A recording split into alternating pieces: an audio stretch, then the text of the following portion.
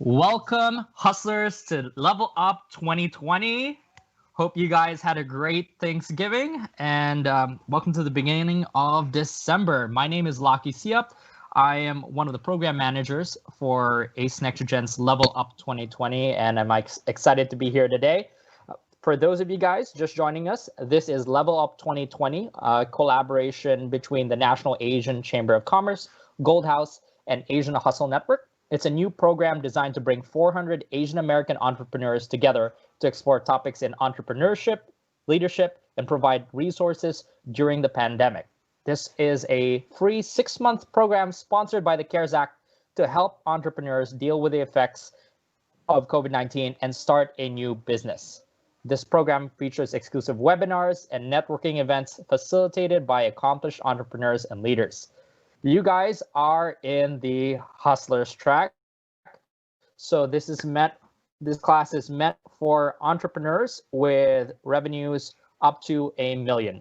I'm really excited for today's speaker because this is someone I've known for quite a long time and have seen in operate not just here in the United States, but operate internationally as well. And today's topic is going to be capitalizing on new opportunities in the wake of COVID. So before we have him speak, I want to give you guys a little background about him. He is the managing director of Sherman Worldwide, where he leads day-to-day efforts of the firm. He develops, creates, and manages the projects while overseeing the firm's efforts.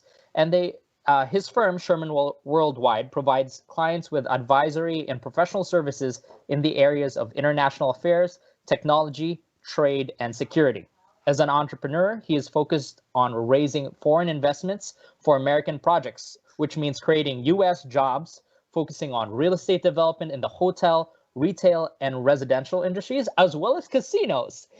His current projects include the refurbishment of Binion's Hotel on Fremont Street in Las Vegas, the development of Hard Rock Casino in Rockford, Illinois, the development of the Southland Live Casino Resort, as well as the development of the Tinian Ocean View Resort in the Commonwealth of the Northern Mariana Islands in the Pacific. He also served as an appointee for President George W. Bush, advising the president on Asian American and Pacific Islander issues as the chairman of the President's Advisory Council on AAPIs. He was also appointed tapped in to promote CORUS, which is the U.S.-Korea Free Trade Agreement, CAFTA, the Central America Free Trade Agreement. He's also traveled extensively representing the president on a variety of high-profile events. And in 2008, he served as the senior advisor to the United Nations President Miguel de Escoto Brockman. He also recently served on President Trump's transition team, and he serves on the Nevada Advisory Committee to the U.S. Commission on Civil Rights. He's very involved as well philanthropically, and he served as a senior advisor for the U.S. Cybersecurity Challenge. And you can also see him speaking regularly as a panelist for a wide range of areas in small business supplier diversity and Fortune 500 companies to the various SBA programs. There's a whole list of other accomplishments, but I want us to get into the meat of things. Ladies and gentlemen, please welcome director and founder of Sherman Worldwide, Mr. Rudy Asuncion Pamintuan. Thanks, Laki. Thanks for having me. That was probably a little bit more of a longer intro than I'd like to do, but I appreciate that, and I appreciate your friendship. I'm really excited to share thoughts and ideas and stories from my experience with the audience, because I think it's important that we as a community collaborate together and help each other out. I mean, I had a lot of folks that helped me and mentored me in my early days of my businesses and when I was younger. And so it's only right for me to do the same to the multitude of folks that need that extra hand and that extra boost. Oh, we really appreciate you being here. So I'm going to start it off, Rudy. I've known you for a while, and this being the Hustlers class, I always feel as you are one of the perfect definitions of a hustler, because every time I see you, you're not just involved in one industry, right? You're one of those people that seems to have successfully navigated, not necessarily knowing a lot about an industry, but going into it and then being able to dominate that field. I was wondering if you could share a little bit about your story of how you actually started, um, how you actually started your company and your journey so far. Yeah, so I started my first company in the 1990s. I don't look that old, but I think that's part of the gene pool that we're all part of, right? You can't tell if an Asian American Pacific Islander is 16 or 60. We look young to everybody, right? So I started my company back in the 1990s. The focus was really a communications consulting firm. This predates internet, so it was when it dealt with communications and public relations, it was really about strong relationships with reporters and with the press. And I think that gave me the fundamentals that was needed as technology grew. The focus has been maintaining a good network, building a trusted network, having a good inventory of your network, meaning, it's not just who do you know, what do you know about them that makes them valuable, right? And then at the same time, making sure you build a reputation of not just someone that people know, but someone that gets the job done. And so, when people ask me, what do people know me as? It's not necessarily a specific industry. They look at me more as a problem solver. And so what I find that, from a business development standpoint, regardless of any industry I'm involved in, I'm usually the last call when people have exhausted all the traditional approaches to solving a problem. And, it starts with some early stage brainstorming, and I offer some ideas based on the problem that they're trying to solve. And then based on the solutions I put together, it's identifying the right talent to run that solution. And so that kind of a general model has been very helpful in the development of my career and the businesses that I've touched and, many of the projects that I'm currently on. So what were some of the first problems that you kind of had to solve when you started your company? Well, it's interesting. So, back in the 1990s, I mean, there was a lot of challenges, right? It's back then you didn't have Google to look up how to do X, Y, and Z, right? I mean, it's back then. It's the public library was a good friend. You had to know the Dewey Decimal System, which were those little cards, right? And based on subject matter. So, everything from incorporating a company was a heavy lift back then. As you know now, if you want to create an LLC or what have you, you just go to a state website, the Secretary of State, and, for a few $100 and filling in a couple fields, you'll create an LLC. But back then we didn't have that. So, it was a lot of time in the library, a lot of heavy lifting, a lot of documents that had to be identified and retrieved. Again, you couldn't just download and print.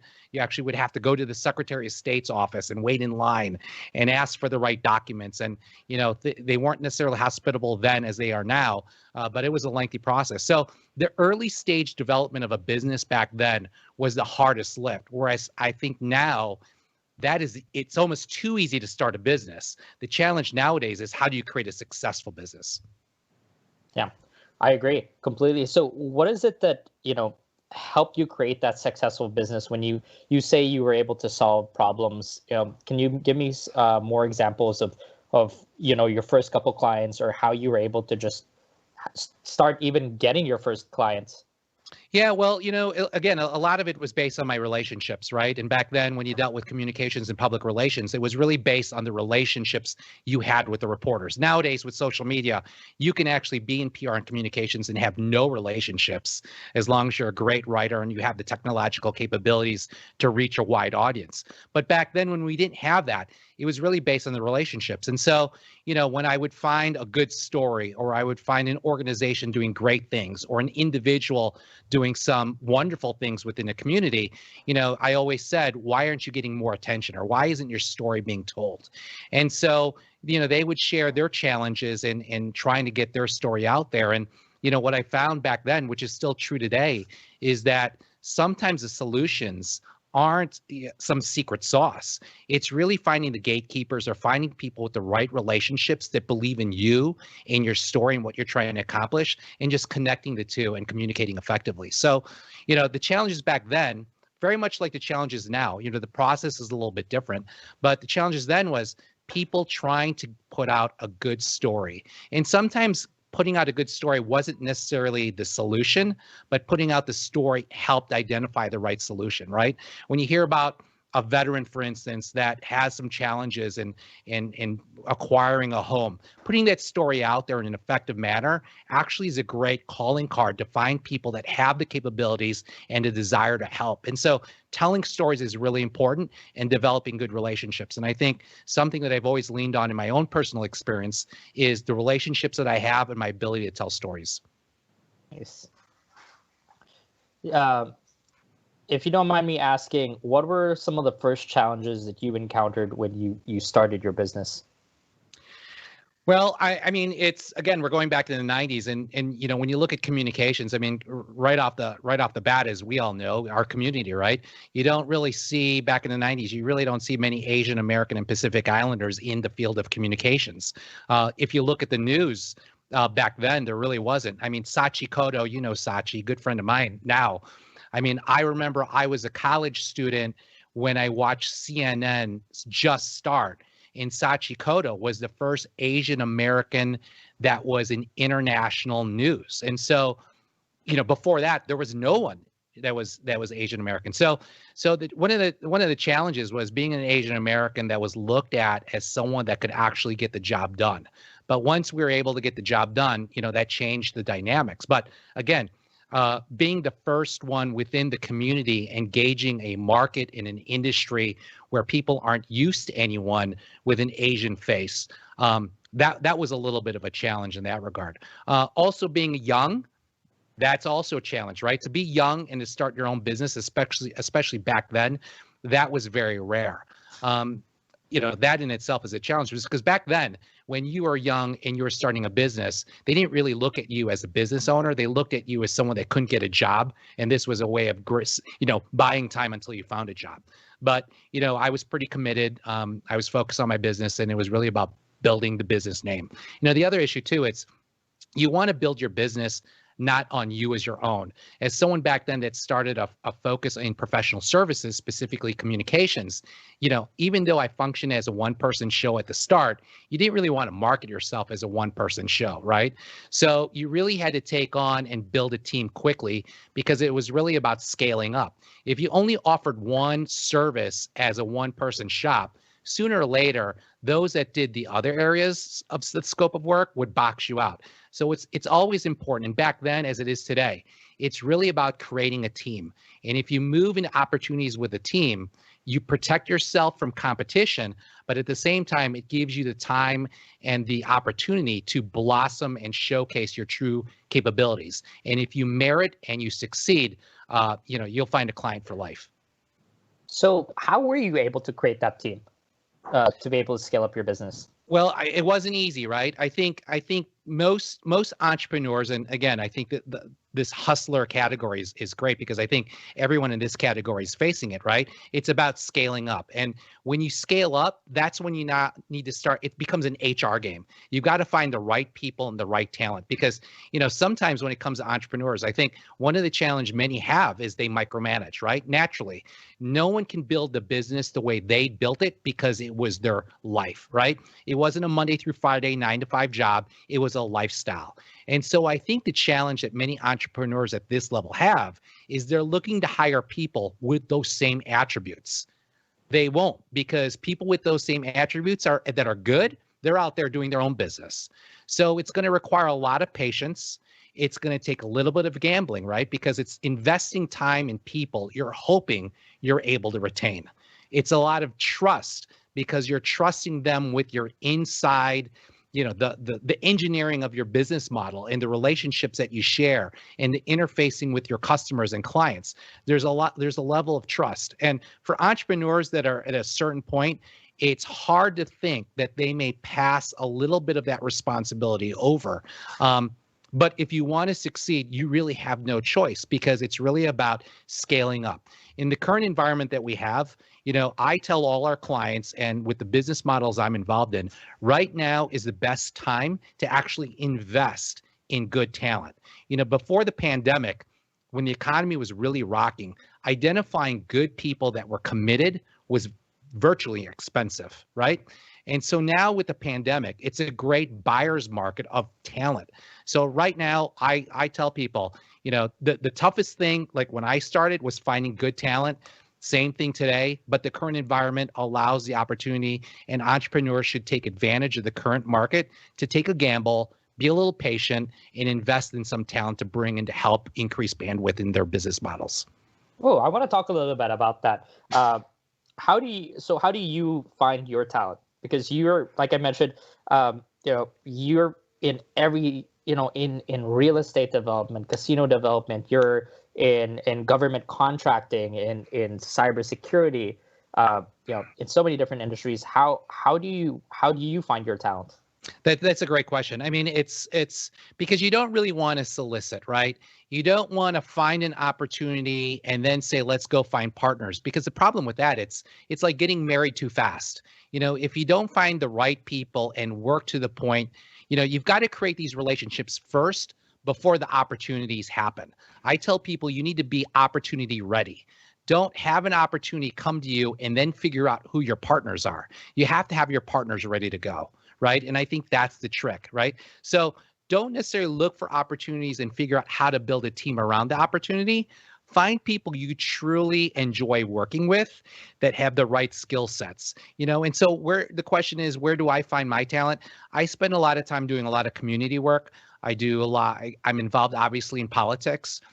Most of it all is whether it's charitable, civic, or political, it's all as a volunteer. And the great thing about doing that type of work is you interface with a lot of other volunteers. And when you do that, it's like-minded people. You get a better feel of who they are. So it's almost like test driving a car, and you see what their skill sets truly are. It's one thing to see skill sets on a piece of paper, on a resume with someone you haven't met. And when you do meet them, you're only seeing the very best in the interface, right? Versus someone you actually ran a campaign with, or ran a soup kitchen with, or ran a youth sports organization with, because then you see these people at their very best and their very worst, and you could see what their skill sets really are without looking at it in paper. And so I think that when, throughout my entire career in my life, I find that most of the people that I work with, that I partner with, are usually friends or people I enjoy being with. And, quite frankly, every business and every partnership, whether it's a marriage or a company that you're partners with, you're always going to run into challenges you don't know that will happen.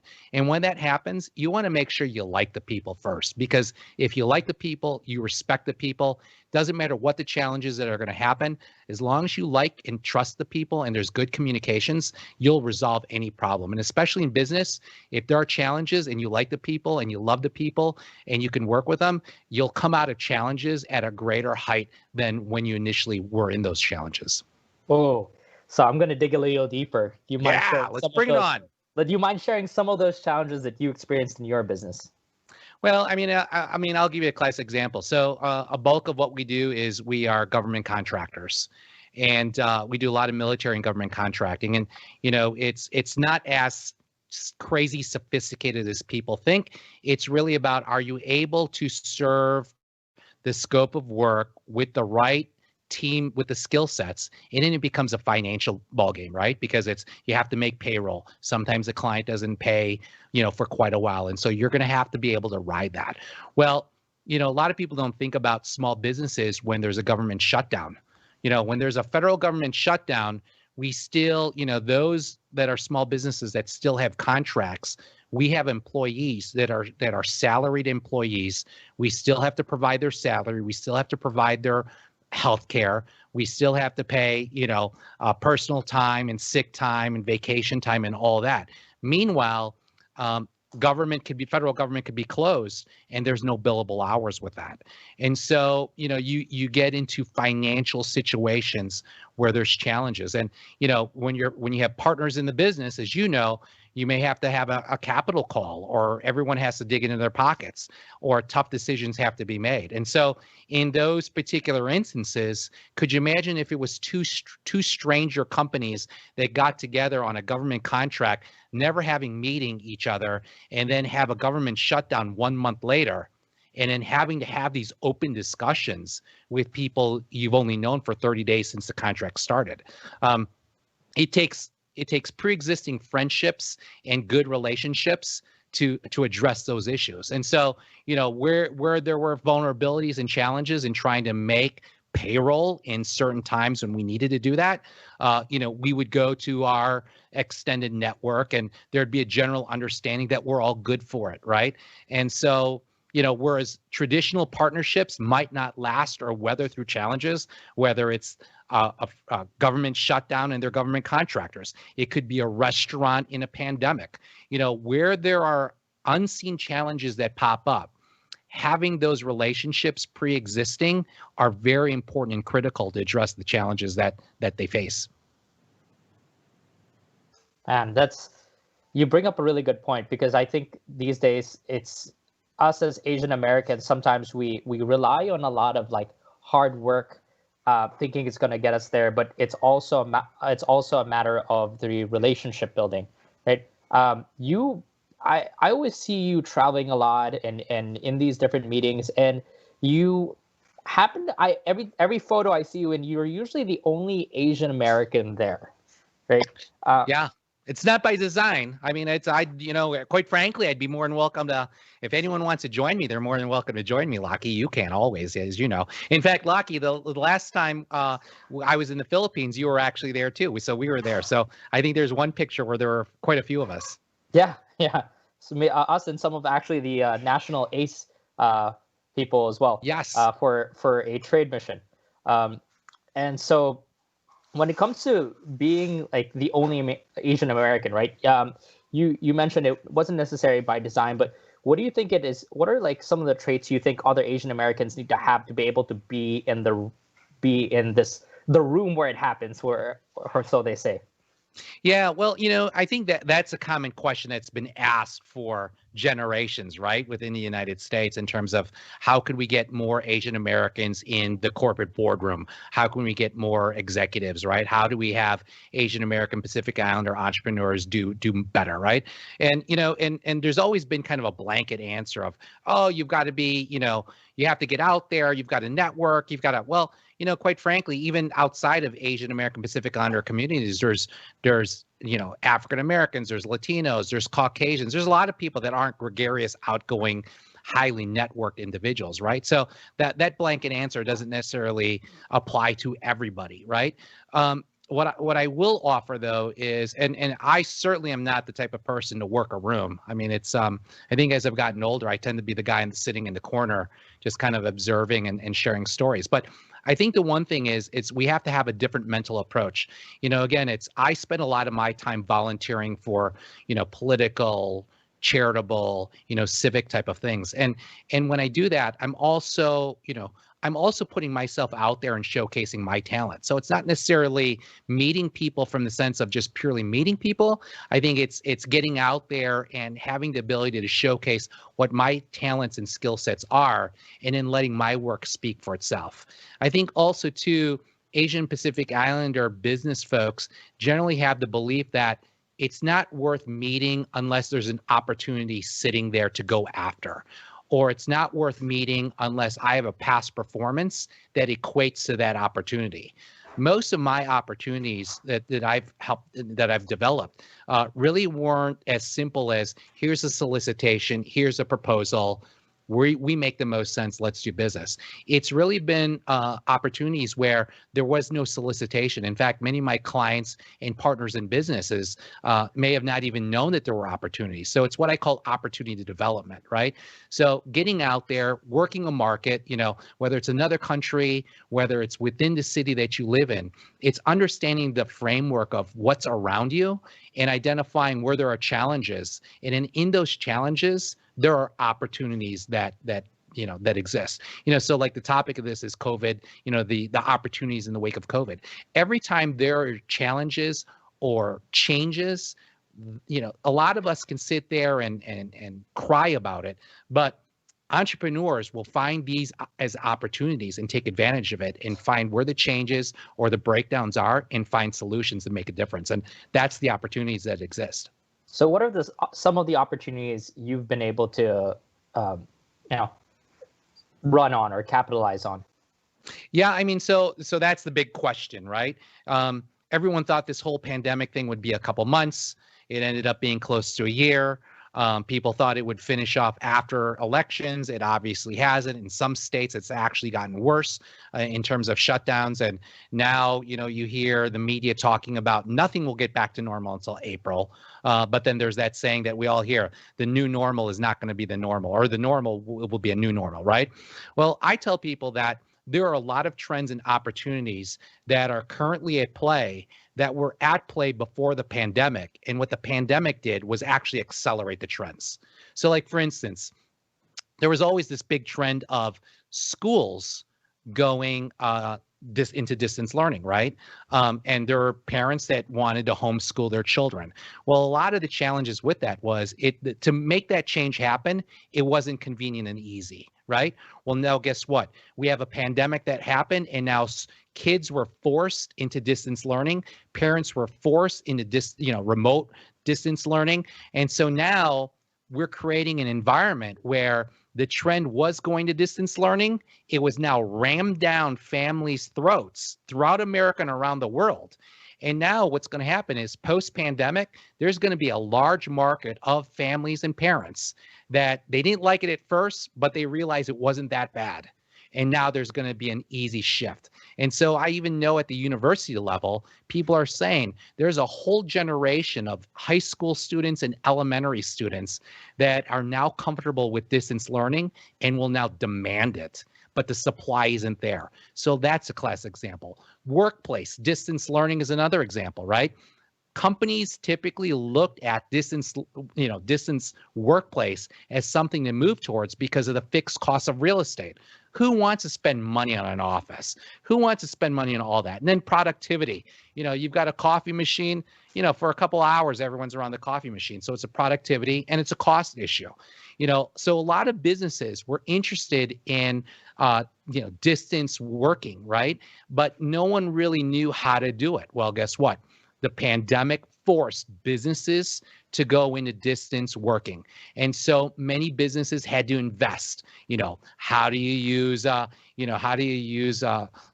technology? How do you ensure, technology from hardware to software to access to the cloud and security? And so what has happened is companies that thought about having a remote workforce were now forced to do a remote workforce. So when everyone says it's going to go back to normal, I don't know. If I was an office manager at a large law firm, I don't know if I want to pay the lease and pay for all that stuff and the perks on parking and what have you for the workforce, right? So all these trends are an example of it was already happening and it would have happened in a couple of years, but the pandemic has forced these trends to be accelerated. So that's a classic, trend that I see. Another trend that I think that people need to look at is many people have modified their business models because of these variables. Different states are requiring different things. And some folks are thinking, you know what, gosh, it's all about, PPE. I'm going to jump on board the whole PPE train, right? Or I'm going to, or all these restaurants have to put up these vinyl things, dividing people, right? And those are great business models. But, the challenge there is you don't know how long that's going to last. And I wouldn't think of those things as a business model. I would think of them more as a transaction, right? And so you can't really build a business around a transaction, but you really need to look at business models. Now, everyone's looking at the pandemic and they're looking at opportunities in the variables that change. I wouldn't do that because it can happen. Things can change, right? You had restaurants that were shut down, then they were open if they made modifications. They spent capital to make these modifications, and then they were shut down again. So they made these expenditures only to be shut down again. What I would look at and what people need to really focus on is the behavior changes. Every time the marketplace and the people within that market shift behavior, that's where the opportunities are, right? The last time this happened was when people wanted convenience. And when people wanted convenience, online retail, the trend with apps, that's what happened. Well, now we're dealing with conditioned behavior that once things opened up again, you have to stop and say, and I'll use restaurant industry as an example. People and families are being conditioned not to actually go to a restaurant to eat. They're actually being taught to actually take out and find places. Here in Nevada, when the weather was a little warmer, my next door neighbor who was in event planning, she, She wasn't doing anything because obviously they shut everything down. You know what she did? She adapted quickly. She said, you know what?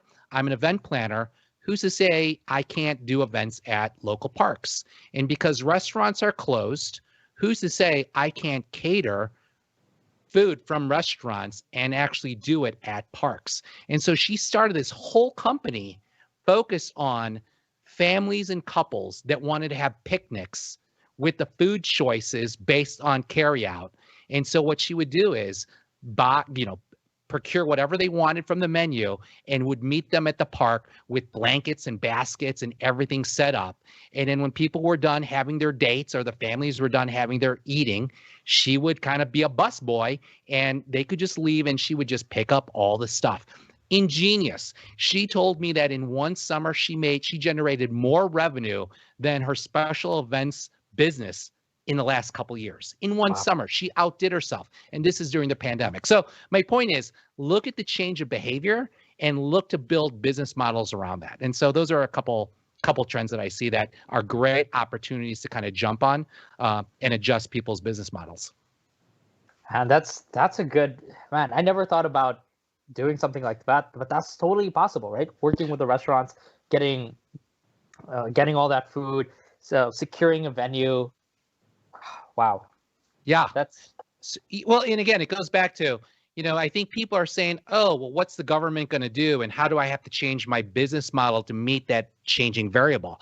I think that's all wrong because the variables will constantly change. We don't know what's going to happen with the pandemic. A lot of it's political. So depending on how things go, you can't build a business plan on a transaction of PPE. You can't build your business on, do I have to put plexiglass? Do I need to have, 6 feet, people 6 feet away or what have you. What I tell people is look at the behavior of your market. What are they now doing that they never did before? They're now having their kids do distance learning. They're now working at home, right? And so you have to look at that. They don't have to go to the restaurant to eat now. They're being conditioned to not eat at a restaurant. So where are they going to eat? So, you've got to look at how the behavior has changed, because even when the pandemic stops, the behavior will continue, right? So build the model on the behavior that will continue. And also keep in mind, it's not just adults today. The children of today, the future market, they're being conditioned to accept certain behavior.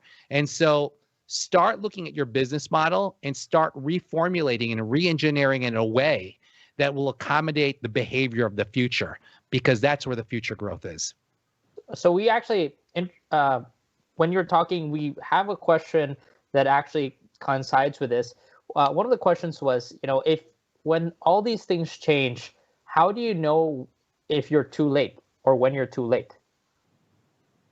Well, that's a good question, because again, I think a lot of that is based on the premise of the opportunities on the changing variables, right? I mean, I tell people right now, everyone says, I've got a contact overseas and I can bring in this PPE. Well, you know what? That may be great, but I would question the credibility of that, because there are people in this business that have been in this business for the longest time. And based on relationships, they're going to get first dibs on that kind of stuff, right? So that is an example of being too late, because then what's going to happen is you hear about these folks that have that ability. They close one transaction and then there are challenges. And then what ends up happening is their reputation as business people is tarnished, right? It's stick to what you know and then figure out how you can modify that business model to meet the behavior. And again, behavior is constant, right? Once people have a certain demand in the way they want something, whether it be a service or product, the loyalty maintains regardless of the law, right? I mean, look at Prohibition. If people wanted to have a martini during Prohibition, they still went out and they had a martini. I mean, if people want to work out, even though the gyms are closed, everyone's figuring out a workaround, right? The trainers are now going to the parks. Restaurants are delivering food at the park, right? There's a workaround. So I wouldn't worry about whether you're late or not. If you're worrying about whether you're late, that must mean that the variables change constantly, and it's something I would avoid. What you need to look at is, what is the behavior of your market? If your behavior of your market is such that your product or service meets that behavior and the demands as a result of that behavior, it's going to be around for a while. People want what they want. Demand is pretty fixed. It's a great answer. Hey guys, we're going to open it up to some questions from the audience. So feel free to type your questions in the chat. I know we have so many different entrepreneurs from different backgrounds and different industries. Feel free to ask questions, and you can be as specific as possible. And Rudy will do his best to answer these questions based on his experience and knowledge of the industries he's in. Here's a question from we just got a question. I love questions. Awesome. Shoot away. We have a question from Jensen.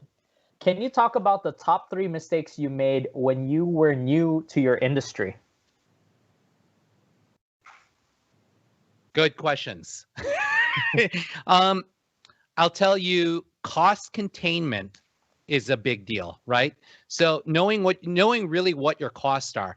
Nothing's worse than quoting a price. And again, it'd be helpful to know what industry, right? So from a professional services standpoint, you're not dealing with inventory, what have you. It's really just your own time, right?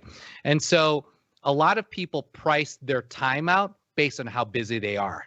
What I tell people is you should always price out your time based on you being really busy. Because even if you're not very busy, you want to make sure that the potential client knows what your true value is. And if you ever come across any challenges, at least you will have somewhat of a margin to adjust accordingly, and you have a budget set aside to bring in additional help when necessary. If you're in a business where you have a product, cost containment is really important, because then it's really about, do you have enough of an item? Do you have too much of an item? Because again, that's cost. So that's another example for another industry. Another great industry is government contracting. Sometimes, we've done some work where we're involved with disaster relief. And so, it's all about heavy equipment and leasing heavy equipment. And a lot of that is cash up front. And so knowing your costs are very important. Managing and containing your costs are very important. And a lot of that can be addressed simply by making good decisions in a timely manner. I always tell people that there's always going to be a cost and a risk, and you're going to have to deal with challenges, and there will be a price to that. But it's more expensive between the time of identifying the problem and providing the solution. That space in between is money lost. The closer you can make a decision closes that gap, and then your costs are decreased. So cost containment and mitigating risk is something that, as a new person, is hard to do, because you don't have the experience to know what all the true costs will be, right? You're pricing things based on wanting to do business and get things going. Sometimes you'll see that, the pricing that you put out there might not even be worth it. Sometimes you have to say no to a potential opportunity, because that opportunity could actually make you go broke. And so in my early stage career, there are some clients that I probably should have said no to, because it required too much time. It was not enough in terms of billable. And it was a lot of handholding. So that's one issue. The second point is, building up a team. And when I say building up a team, I guess it goes back to the cost. When you're pricing things out, you need to price things out in such a way that it's not necessarily lowest to get the deal. You've got to price it out so you can cover all aspects, right? All aspects of whatever you have to deliver, right? If you deliver professional service and you're a one-person show, don't necessarily price it out as a one-person show, because what happens if you're sick? What happens if you have to go to the hospital? What happens if you need to bring in another body, right? I mean, the thing you have to remember is it's when you're thinking about cost reduction to get a deal to a potential client, you're also reducing your capabilities of success in the work that you have in front of you. The other thing to note, and again, these are all general terms because I know people come from different industries, it's your timelines, right? Timelines. we always work hard to secure a customer or a client, and we always focus on delivery of product or delivery of service. And sometimes to close a deal, we're not realistic on our timelines, right? You're better off giving a realistic timeline and delivering early, so that's what I always want to put out to people. Always offer a bigger timeline and get the customer or client excited because you deliver under time, right? So the two general premises is, give a big number and over deliver under budget, give a bigger timeline and deliver under time and blow the customer or client away. Man, everything that you've said, I wish I knew when I started my business. I'll give you one. Let me give you one more. So, when and I'm really focused on professional services because when I first started, it was all about professional services, right? So, hopefully those that are in commodities or products could kind of find, some analogies to it. Historically, when we used to bid on things, the two factors were time and cost, right? And so we always focused on being under cost. And we also wanted to beat the timelines because the general rule of thumb and how we're taught in business school is we have to be under, right, the competition, and we have to be able to deliver quicker, right? I changed that and I modified because here's the deal. What happens if you do win? Now you've got to win, but you don't have your costs covered. Now you win, and now you've got to put in extra time to deliver within that time. And a lot of people that are new, they really don't know what their costs are, and they really don't know how long it'll take them. And so what happens is a lot of new small businesses fail simply because their first deals that they close, they couldn't do it based on the budget. They couldn't do it within the time restrictions, right? And so what I tell people is, even if you come in second, that's okay on a bid, because you need to give a realistic price and a realistic timeline. Because chances are nowadays in America, people are, giving a price that's not doable in a timeline that's not possible. And so what will happen is they will fail and the client will now go to number two, right? They'll go to number two, and now there's going to be greater flexibility at a greater premium price. So quite frankly, I'd rather come in second place in a race, knowing full well that the winner is going to fail. And now I'll be able to dictate my own timelines, and I'll dictate my timelines at a premium cost that I otherwise wouldn't have gotten if I was the winner, the actual first place winner. Thank you, Rudy. Man, I'm taking so much in right now. I'm so glad this is being recorded. If you guys have more questions, feel free to put them in the chat. This other question comes from Vicky. What are the first things you'd hire out, and what do you look for in your first employee? Good questions. So hiring out in terms of vendors, what have you, I mean, to me, it's about speed and opportunity, right? I mean, nowadays, especially when there's such a free-flowing information everywhere with opportunities going everywhere, you really don't have, to write a proposal and to facilitate working with the client and to deliver the service or the product in a timely manner, to do that on your own takes up way too much time, right? And if you fail, you don't have a diversified approach to dealing with your clients. So to me, it's about time. When you're starting a business and you're young, you focus on the monetary value of things. As you get older and more experienced, it's about time, because money could be made up. We're going to make or lose money. We can figure that out. The time, we never get it back. And so planning forward, you find that your biggest commodity as an executive or an entrepreneur is time. And so when it comes to outsourcing, whatever I can outsource, even if it's my own skill sets that I know I can do really well with, or with the people that we already have, I will outsource everything I can if they could deliver the work, right? So to your question, how much of the work do I outsource? As much as I can without sacrificing quality and service or product. What do I look for from an employee? They just have to be go-getters. Everything can be trained except being a go-getter. Some people think they're go-getters. Some people think they can read a bunch of motivational books. it's not going to work. Either people are go-getters or not. People either have sparks or not. I like people that are go-getters, that are self-motivated, and people that are problem solvers. Because again, my business model with the company and the work that I do, it's really about people finding opportunities or developing opportunities. I'm not a big fan of let's wait till a potential client puts out a solicitation and let's bid on it. What we do is we research, we find clients based on the challenges they have, and we offer solutions they never thought about. And when we offer solutions that they've never thought about, we tell them, here's a solution you should consider. Go do it yourself, but if you're so inclined and you want to invest in us to handle that for you, we'll be more than happy to do it. As a government contractor, most of our government military contracts weren't based on solicitations that were put out and we put in bids. We actually approach various government military entities. And what we did was we said, hey, we saw this in the news, or, oh, we read this in the newspaper and we saw this is a challenge you have. Have you thought about this as an alternative approach to addressing your problem? And so what happens is we're not seen as a company or a group that provides services. We're seen as a business think tank.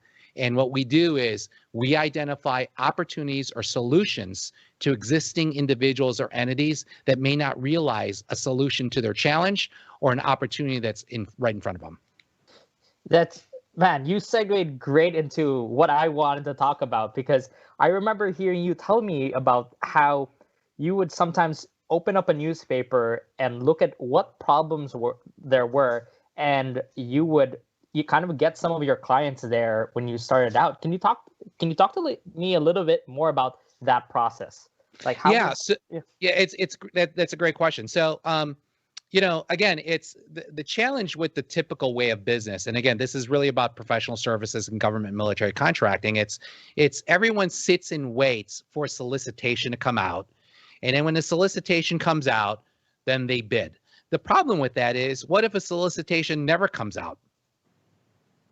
What happens if solicitations do come out, but you're not necessarily the most cost effective for the client, and maybe you can't deliver and you don't have past performance? Now what do you do, right?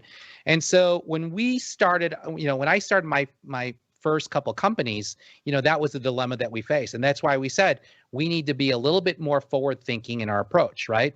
And so that's when, I like to read, I like to keep up with what's going on in current events, not just here in the United States, but around the world, and thus my travel. But, by reading the news, all news it's a list of problems, right? And I think a lot of people have turned off the news because people get depressed. I actually get really excited when I read the news, because news will tell you what the problem is. News will tell you who the stakeholders are that make the decision on solving these problems and challenges. And then a lot of the news tells you what they've tried and what they failed at. And so think about this. If a company told you, here's our problem, here's when we have to figure it out by, here's what we've tried and we couldn't accomplish it, and now can someone help us? I mean, the news basically, every news article will basically list you who to go to and the entire environment politically, from a model standpoint. It'll tell you what all the problems are. Now, if you can cobble together a solution, right, that's awesome. If you have access to the talent that could be part of that solution, so much the better. So I spend a lot of my time scanning news, reading the news. I'm the guy that sends random cold emails. Before emails and internet, it was faxes. I would fax or send letters, right? And I would do a one-page, have you thought about this? And, 9 times out of 10, you don't hear of anything. But once in a while, I would get a phone call and they would say, hey, I read what you wrote. Can we talk about this a little bit, right?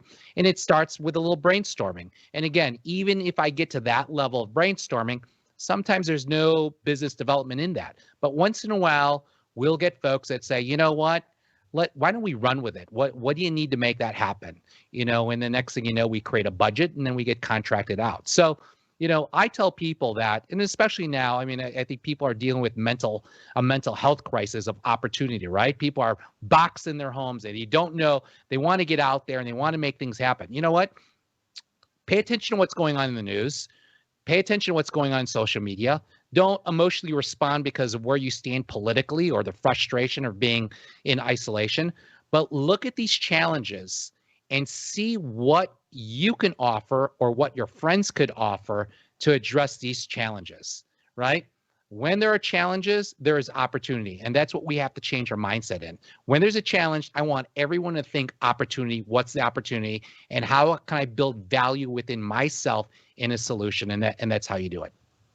Oh my gosh, I love that answer. Can you give me the I've heard you've told me some of the stories like the US cybersecurity challenge. But do you if you want to talk about that or any real world examples of how you've actually, read the news and that you've implemented into a project and end up getting a client? Oh, okay. I'll give you a fun one. I was just talking about this during lunch. So I don't know if you remember back in 2008, one of the biggest challenges that the Great Lakes faced was this invasive, what they call the Asian carp, right? And so Yes. what happened was the story behind it, some of the backstory, and again, this is my version. I'm sure there's people that know wildlife better than I do that'll give a different version. But to my understanding, Asian carp, and they call it Asian carp for whatever reason, right? Because they came from Asia. But golf courses throughout the Midwest loved Asian carp because they were voracious eaters, right? And so when you think about golf courses, you've got these fish that are in there that eat everything, the algae, the trash, right? And that's what kept the golf courses clean. Well, what happened was in the mid 2000s, there was a lot of severe flooding that hit the Midwest. And as a result, a lot of this carp in the golf courses went into the public waterways, right? And so the problem with that, because they're voracious eaters, was that they would consume freshwater fish that were native species. So that impacted the catfish market. So for instance, in Illinois, the Mississippi River and the offshoots with the canals, a lot of fishermen did business with restaurants in Chicago selling them catfish, right? You think about anglers with bass or what have you. Anyway, so this carp was consuming, so it was impacting that. Sports, I don't know if you've seen it, but Asian carp, those are the fish that when you agitate the water, they all jump out. And these fish can grow up to like 120 pounds. So imagine if you had a little kid water skiing on one of these rivers, all of a sudden all these fish come up. And, so now there are waterways where people can't do sports. They can't run their boats. It was impacting the native species. So it was destroying industries. So I had a group from overseas come and I thought, you know what? What if we take this challenge and we monetize it? There are hungry people around the world. Maybe we as Americans won't eat Asian carp, but there are people that will. And so we had a group of investors come in from China, and I said, why don't we take them downstate in Illinois and introduce them this native Asian carp or this Asian carp. And I brought in a chef from Chinatown and they cooked it up, and the investors obviously were from China and they loved it. Long story short, they ended up doing a transaction procuring 20 metric tons a month of Asian carp. It created 140 new jobs in downstate Illinois. It took fishermen that were out of business, put them back into business, and instead of doing business with just restaurants in Chicago, they were actually doing business in Asia. So that was a classic example of a challenge and identifying an opportunity and challenge that created American jobs, solved the crisis, and made everyone happy. Oh my God, that is just genius. I did not know about that. Yeah, that was a big one. I mean, it's the Asian carp is, people, because of the way it was marketed as a problem, it was not seen as something that was edible, right? But it's actually a very good fish. It's high in protein, and there's international markets that just love it. They love the fact that it's American and it's in a sense wild because they freely roam, right? And so that's the great thing. It's considered an American fish that people love, and it solves a lot of problems. They were worried that this Asian carp would get into the Great Lakes, and it became an international concern because of Canada, right? And so now these fishermen are able to focus on this fish and keep the population low. So again, and again, I didn't know anyone in the fishing business. I didn't know anyone in that specific industry. Quite frankly, I didn't even know if there were any buyers. But I did read it in the newspapers, in the Sun Times, that this Asian carp was a problem. So much of a problem that when President Obama was in office, he created a czar, someone at the White House that would look at Asian carp as a problem to try to figure out solutions. They talked about poisoning. They talked about all these different things that no one could agree on. And so to create an economic opportunity to create jobs while eliminating this problem without poisoning the environment, I mean, it's a win-win for all. Man, Rudy, that is such a great example. Do you mind sharing one more example that you're allowed to talk to? Because I know allowed to talk about, because I know that you're also involved in military contracting and certain things that you're not allowed to talk about. But well, the U.S. Cyber Challenge is something I'm really excited about. So what I can share was, back in after 2008. One of the challenges that our nation saw as a challenge was the vulnerabilities we had from a cybersecurity standpoint, right? So this was back when no one talked about cybersecurity. If there was ever any breaches with security in that realm, you really didn't see it as front page news, right? No one really understood it. And so knowing that was a vulnerability and that was going to be the emerging threats, the question was, where are the weaknesses in our country? And the weakness was the workforce, right? Skill sets in cybersecurity isn't necessarily geocentrically located in terms of a talent base, meaning if you want to find good people in finance, typically everyone's in New York. People in international affairs, it's DC, right? There's different, and it's based on where the jobs are. It's based on where academia is centrally located, right? But when you deal with cybersecurity, there is not one geocentral location where the schools are or where the businesses are that offer the jobs. So a farmer in Nebraska, a barista in downtown New York, they could both be highly skilled at cyber. The question now is, how do we identify and recruit them? Now, the traditional approach doesn't work, right? Because you knew the geocentral locations of where these other industry players were, you knew where to recruit. You knew what college campuses to hit. You know what markets to focus on. But given the fact that this is the first workforce that's distributed around the world, how do we find them? How do we approach them? The brick and mortar approach won't work, right? Advertisements won't work because most of them spend most of their time online. So what we did was a group of us saw this as a problem. We said, okay, let's create a solution. And so our solution was, number one, where do we engage them? We engage them online. What do they like to do? They're very competitive. So what we need to do is engage them online and create something competitive that they would be interested in competing with, right? And so what was established was the U.S. Cyber Challenge. And basically what we do is we've created a program to identify and engage and recruit, in a sense, domestic hackers into the federal government and the military. And so, we identify them based on online quizzes that we put out, so they compete against each other. We create then a talent list, based on their skill sets that we already know without meeting them. We then take the top performers and we put them through brick and mortar training, and then we have a capture the flag competition to test what they learn in that 1 week time span, and then how they work with others in an actual competition. And then what we do is we take all that information, we bind it up with their resume, and then we move them over to folks that are looking to recruit that type of talent. So that's a classic example. And we've been doing this for over a decade. And in the course of over a decade, we've actually moved over 10,000 individuals from not being known and being in various places around the country to actually working with the government, within government, or with the military, defending our digital infrastructure. So we're proud of this effort. It's called the U.S. Cyber Challenge. You could look it up. We've moved 10,000 people into defending our nation. So that's one thing I'm really excited about. But again, that was an alternative approach, and reading the challenges that were out there and coming up with a solution based on that challenge. Oh, man. Guys, I wish we had more time, because Rudy, I feel like we just got started and it's already an hour. It's already been an hour. Time flies. It does. It really does. And I've gotten a lot of good golden nuggets here, and I've taken some notes, and I'm going to be utilizing some of these things to my business. Guys, we don't have any more time for questions, but Rudy, if there's one more thing you want to leave our audience members before we close, the floor is yours. What's the last thing you'd like to leave our audience members with?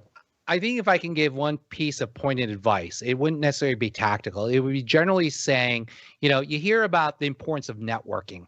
Networking is important, but you don't want to be that person that collects a bunch of business cards and be that person that has your business card in everyone's desk collecting dust, right?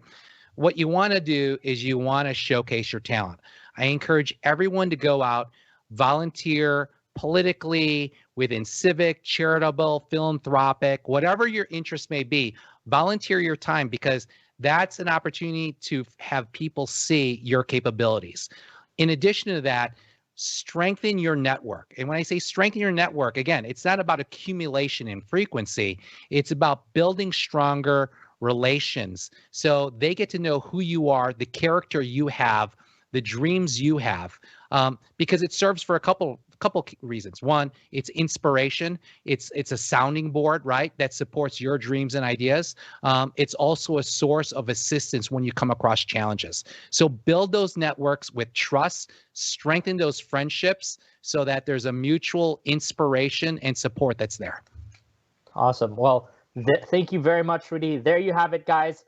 We're not going to be having a networking event tonight, but we are going to be having our Ace Next Gen holiday party on December 16th at 8 p.m. Eastern, where there is going to be networking, games, raffles, and we are going to be raffling off Southwest tickets. So if you want to know more about that, just check out our Facebook page, Level Up 2020, with the details. Rudy, thank you again so much for being on this class. I really appreciate all the Lucky, I appreciate you and all that you do. I know that you've been doing this program for quite a while, and I know it's great. When I was younger, we never had programs like this, so truly appreciate it. And if anyone has any questions, please feel free to reach out to me. My direct email is Rudy@Sherman Worldwide. That's Rudy@ShermanWorldwide.com. Feel free to reach out. If I don't follow up right away, know that I will, and I'll do so myself. Awesome. Thank you very much, Rudy. Everybody else, have a good night. We'll see you guys at the holiday party. Thanks, Rudy. Good job.